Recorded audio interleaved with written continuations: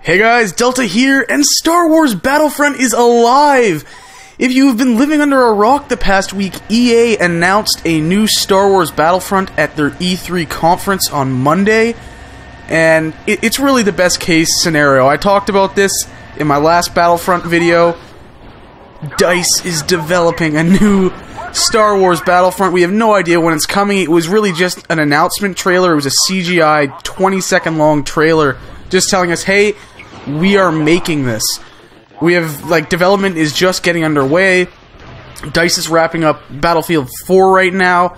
They're also working on a new Mirror's Edge. Not Mirror's Edge 2, it is a prequel, so a new Mirror's Edge.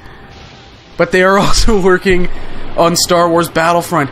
Yes, it's finally happening. And no, this is not Battlefront 3. This is not a sequel to the game we're seeing right now, Star Wars Battlefront 2.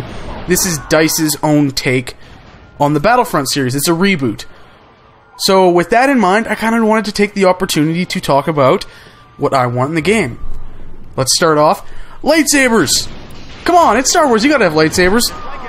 It's pretty common sense, but more heroes and villains, and the return of the assault mode. If you don't know what assault mode is, it's basically where you, well, in Battlefront 2 it was only available on Mos Eisley, and you get thrown together, no soldiers, just the various heroes that you can play as in the game on one side, then all the villains on the other.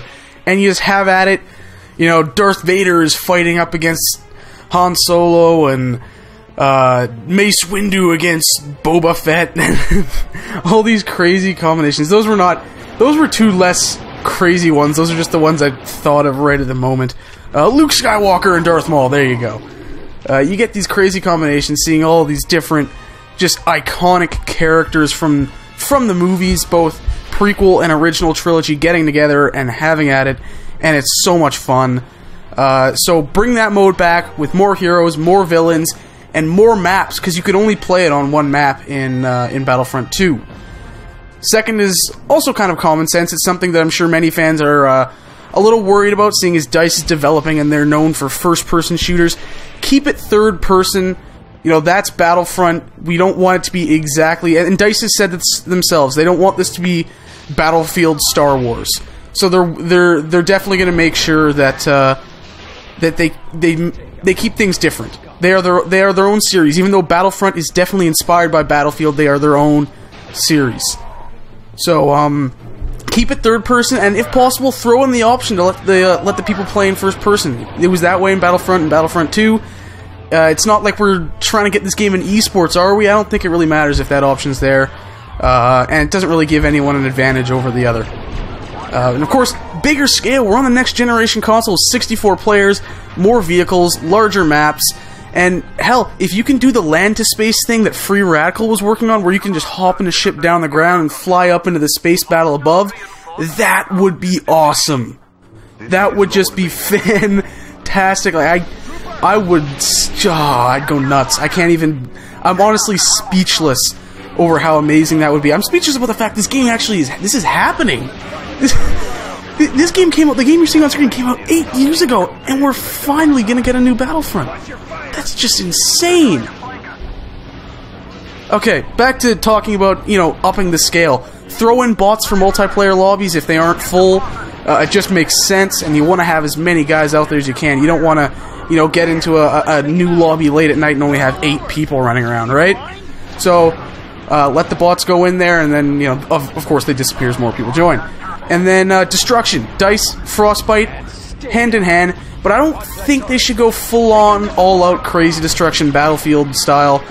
They should keep it a little more micro-destruction, destructible cover. I don't think the entire map should be torn down. It kind of messes with the dynamics of things too much. But absolutely, cover breaking down, stuff like that would be fantastic.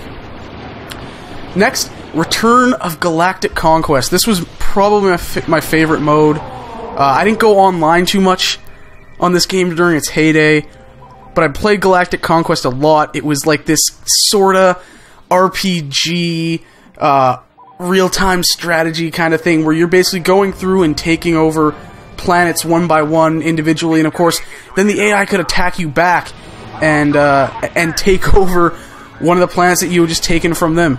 That's awesome, and with the new generations of consoles, the new generation of consoles being so focused on connectivity, using second screen like smart glass, iPad, phones, all these various apps that do these cool things. You're seeing it done with Watch Dogs. That's the big one I can think of. But a lot of games are doing this, and it's really cool. They got to come up with some integration for that. That'd be really cool. A companion app would be awesome. But not just that, take it online.